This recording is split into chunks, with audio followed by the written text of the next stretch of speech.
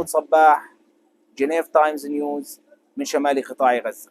أنا الآن متواجد في شمال قطاع غزة. I am now in the northern part of Gaza, which is witnessing a new military operation announced by the Israeli occupation army yesterday. The city of Beit Lahia and Beit Hanun in the northern part of Gaza are witnessing shelling since yesterday until this moment.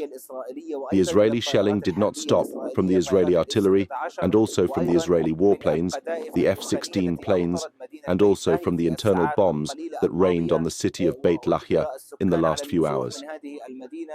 Residents were forced to leave the city and move to refugee centers in Muaskar Jabalia.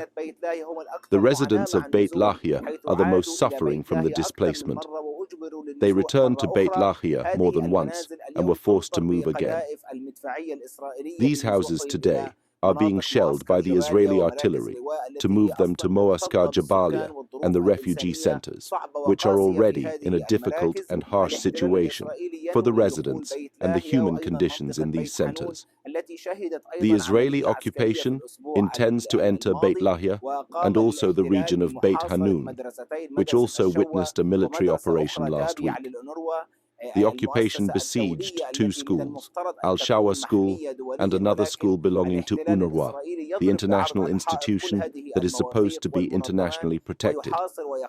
The Israeli occupation breaks all these agreements and organizations, besieges and invades this school, arrests a large number of youth, and forces women and children to leave Beit Hanun.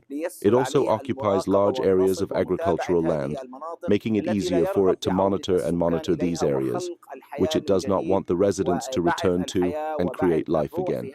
And the spirit in these areas is empty and completely empty, making it easier for it to monitor these areas. As is the case now in the city of Beit Lahia, the occupation is separating the city from the population and forcing them to move through violent and intensive shelling. A short while ago, reconnaissance planes targeted a group of youth in the area of Beit Lahia Club and reached a hospital, as did the aggression of one of the martyrs and a number of injuries. As a result of this shelling, the Israeli occupation continues to target and kill civilians in the north of the Gaza Strip.